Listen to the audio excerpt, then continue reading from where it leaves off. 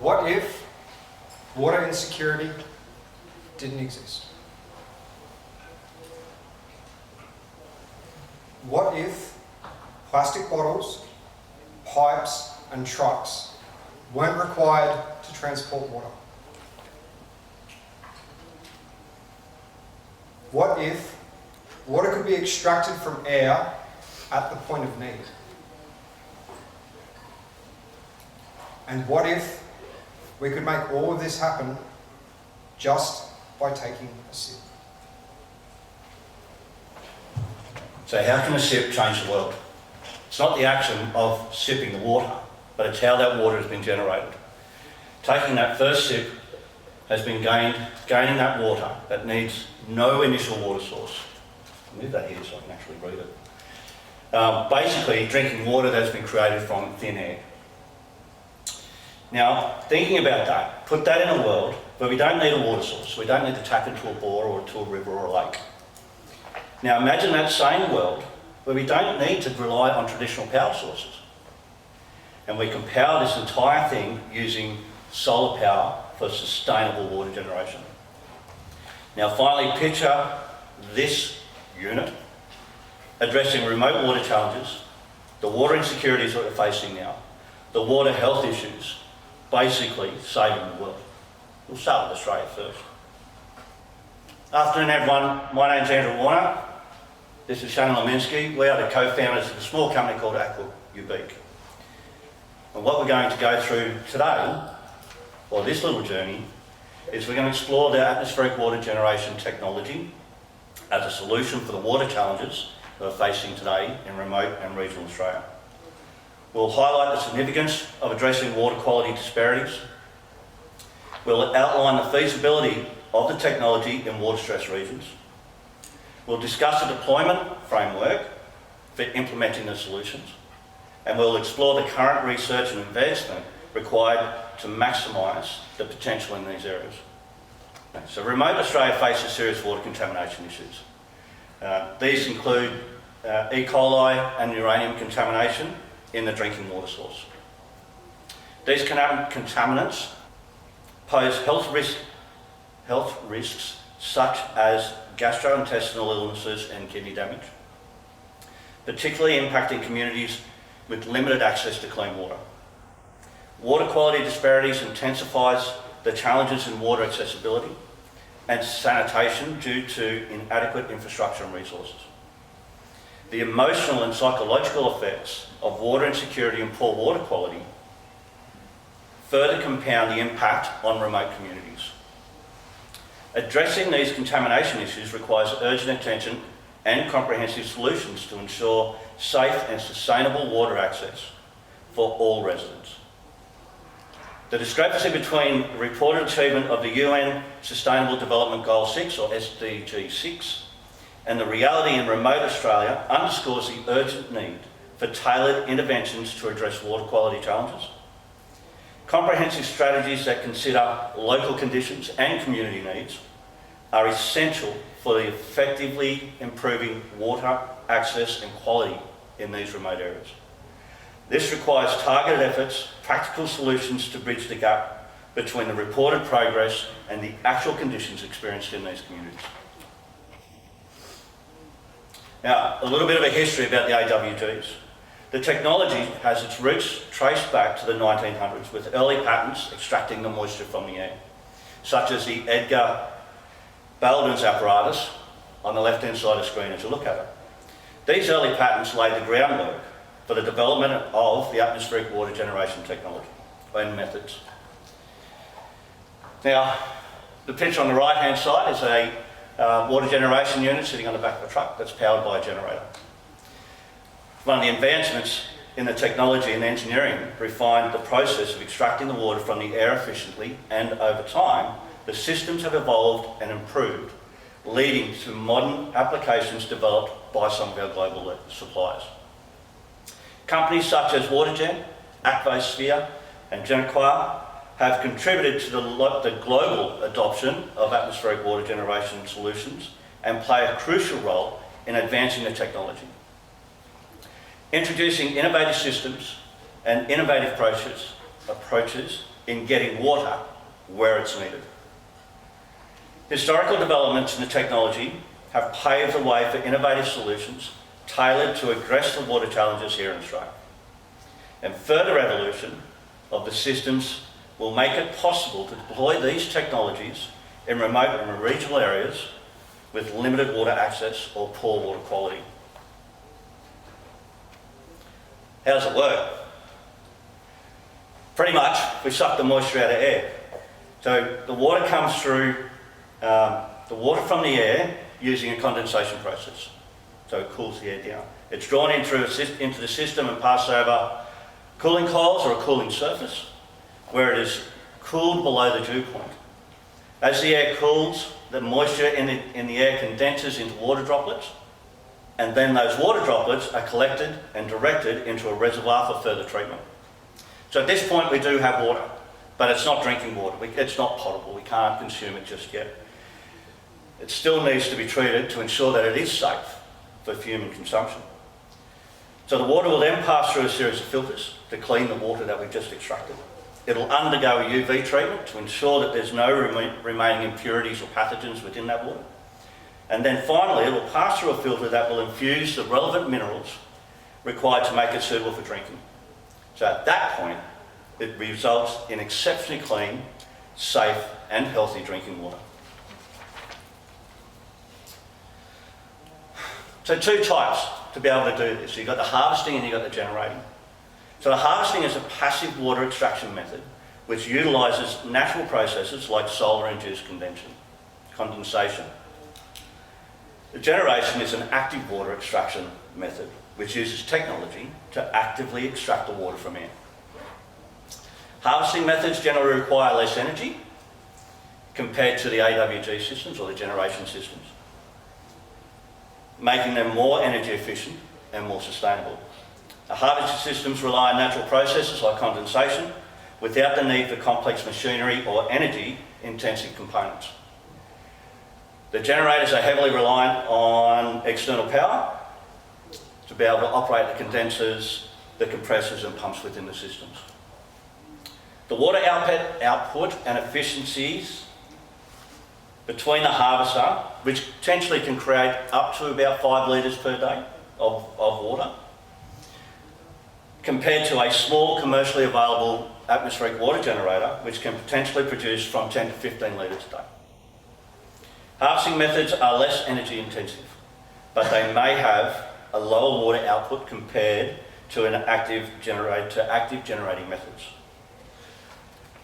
Solar power integration plays a key role in enabling the eco-friendly operation of these technology and these systems. Solar energy powers the cooling of other components of the systems, reducing the reliance on traditional energy sources. Water harvesting can be effective in humid regions like coastal or tropical areas where natural condensation processes are favourable, they're less energy intensive and suitable for areas with limited access to electricity. Water generators are versatile across different climates and temperatures, utilising the technology to control the air temperature to extract the water. Compared to the harvester, they are more ideal for arid or semi-arid environments that are lacking access to traditional water sources. Both methods have their unique strengths and considerations, where the harvester is beneficial in areas with high humidity, but they may vary seasonally in output. They have a lower power requirement, yet comparatively they produce a smaller amount of water per day. Whereas the AWG, or the water generator, provides consistent water production and can be scaled for different water demands, making it suitable for remote locations and diverse environmental conditions. So when considering how applicable an AWG is to Australia, it's important to get a good understanding of how it actually performs in our country. At present, the industry measures performance under ideal conditions, which is typically 30 degrees Celsius and 80 degrees ambient humidity. Now, although these conditions can be obtained up north towards Townsville and into Darwin, it's unrealistic to expect these conditions to exist 24 hours a day, 7 days a week. As you can imagine, AWG output is also a function of season. with the wetter, cooler months resulting in decreased output. So what we'll do now is we'll get a realistic baseline of how these systems actually perform in Australia. As you can see here on the graph, we're looking at the Aqua 250 block, which was the white block on the previous slide, and we're basing it in Brisbane. So the system's capable of generating up to 350 litres a day over the warmer summer months, with that output decreasing to about 175 litres per day over winter. When designing solutions utilising AWG, therefore, it's important that we take the seasonal fluctuation into account for the end customer. If we were to consider a small community of, say, 30 people, and if each of those individuals were consuming 8 litres per day, so that's 4 litres for cooking and 4 litres for drinking, that means the community ultimately needs 240 litres per day supply. From this graph, we can tell that a single unit is sufficient for that community over the warmer months. However, what do we do in the cooler months? For here, we've realistically got 3 options. We can install a bigger tank to capture the additional water that's possible over summer. We can capture rainwater to supplement the supply from the AWG, or we can install 2 actual block systems, therefore meaning that both of them run over winter, and then they can load share over summer where there's more humidity available. In reality, the final design would utilise all 3 of those elements to incorporate a combination supplying the community the clean water that they need. Now that we understand what the baseline is for Brisbane, what we'll do is examine how this average differs across the country in different climate zones. So here you can see Australia broken up by the different climate areas. The main ones of concern, or the main ones that I'd like to draw your attention to, is CFA, being the light green section down the eastern seaboard where Brisbane is. BSH, so that's the orange, more inland, semi-arid areas. BWH, the red areas further inland towards actually central Australia. And AW, being the blue sections in the tropical north, where the humidity is very pronounced over the wet season. Looking inside these zones, we've analysed 12 different locations across the country that are known to be water stressed to see how a 250 block would perform in these locations. And you can see them scattered across here. Unsurprisingly, in the tropical areas closer to the north, the system will perform better, particularly up around Darwin, Massic Island and Weipa, where the block is capable of generating well over 400 litres per day in the wet season months. Of particular interest, however, is the AWG's performance in the interior. Although your initial impressions might have been that these locations are too dry to allow AWG technology to function, the systems can actually generate, on average, 150 litres per day in BSH, which was the orange areas, and up to 150 litres per day in the arid centre. So we're talking Alice Springs, Yulara, Uluru. At 8 litres per person per day, this means the system is still capable of generating the drinking water needs of a community of 19 people. Having now determined that AWGs could provide an alternate source of drinking water to these communities, therefore, the question then turns to, environmentally, how responsible is it to do so if we're using power to drive these systems? To assess this, we need to consider not only how much power the system is consuming to generate a litre of water, but also the carbon density of that power. This footprint then needs to be compared to the carbon footprint of bottled water, which a lot of these communities are currently utilising. So at present, the Australian power grid has a carbon density of approximately 650 grams per kilowatt. And if we're considering a diesel generator, this jumps up to closer to 700 grams per kilowatt.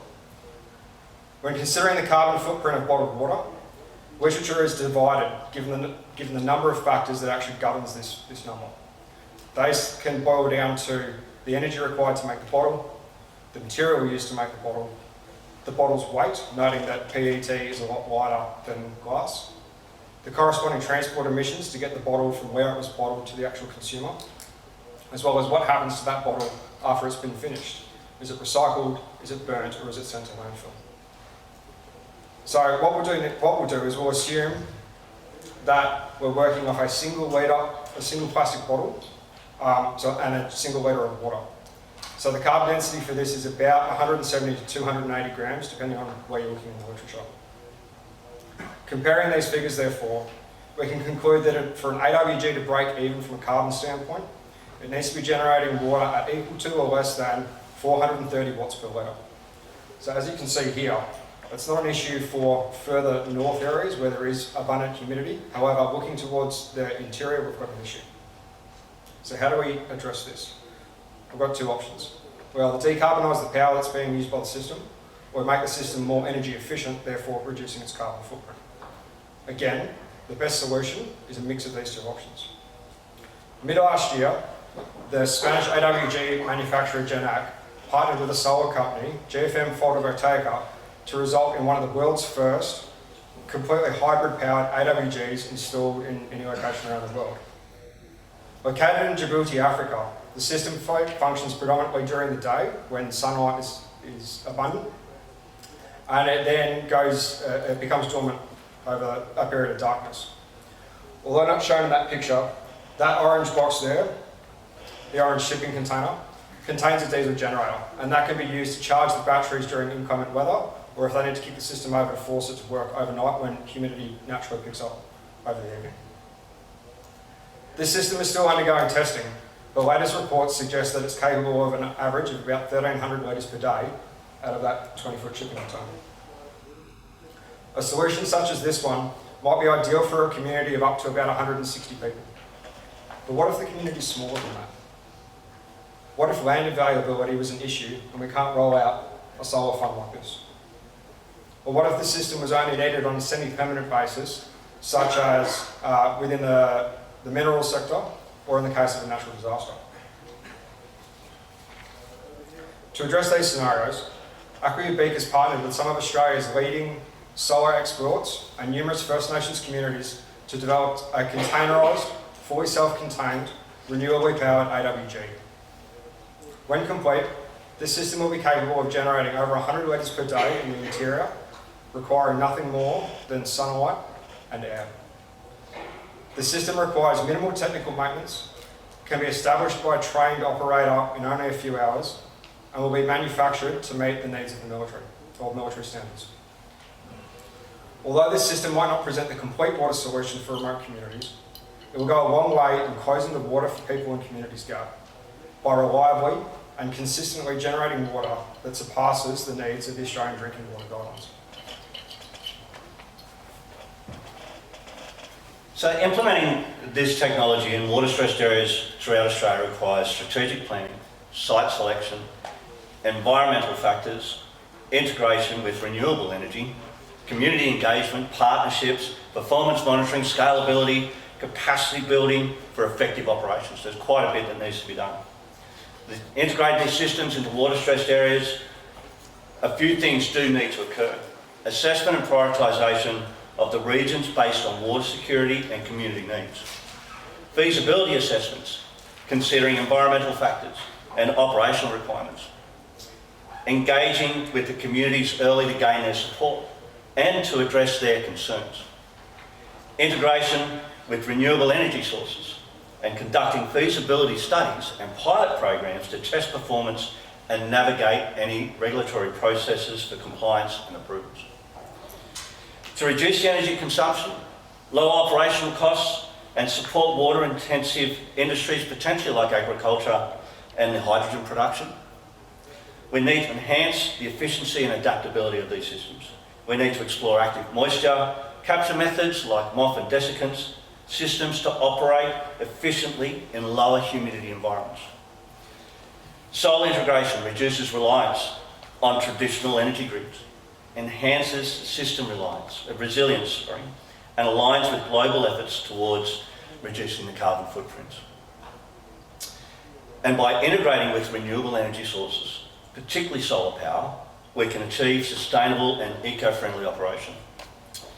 But most importantly, we need to foster trust, build support, and ensure the long-term success of projects like these in water-stressed regions through dedicated community engagement and education initiatives.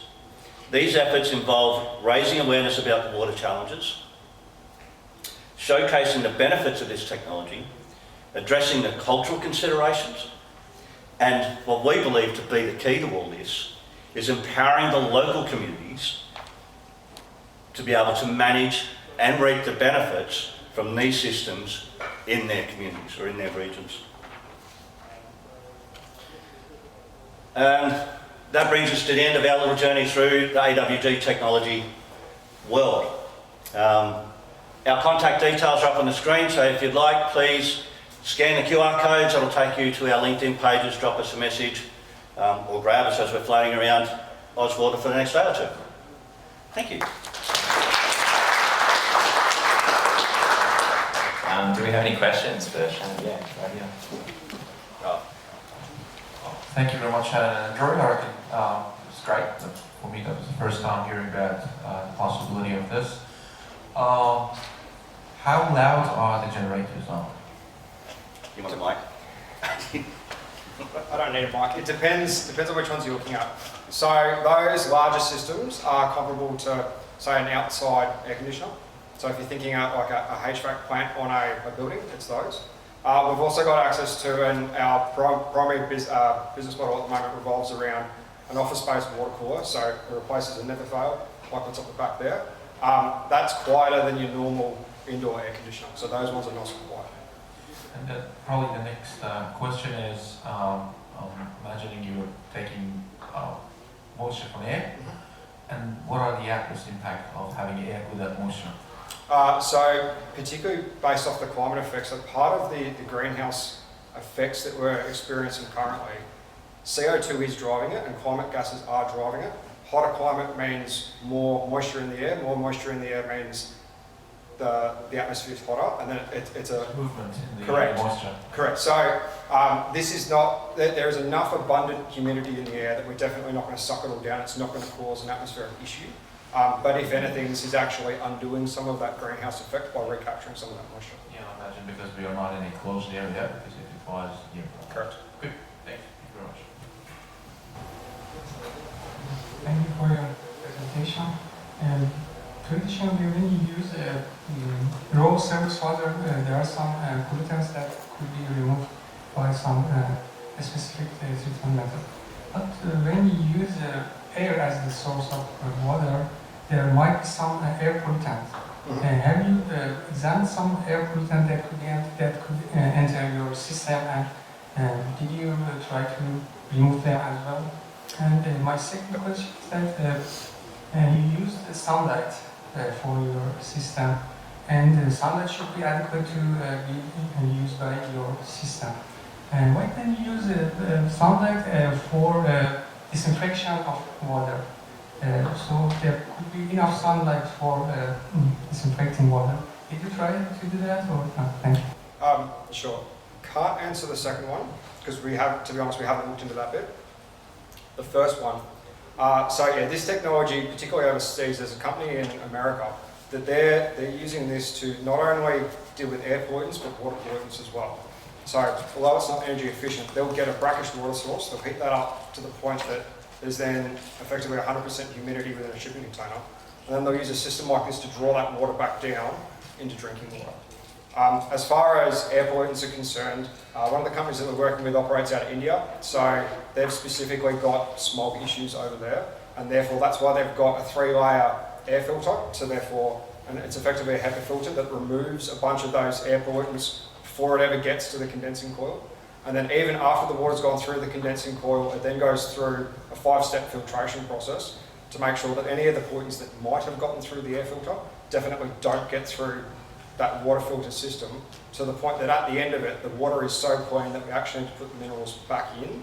So your potassiums and your calciums to achieve optimum hydration, that needs to get put back in before it's dispensed as drinking. And one additional step before we put the minerals back in is it goes through UV treatment or UV light treatment as well, just to make sure we've got most of those nasties out before we put the goodies back into it. Hey, that's good too, Steve.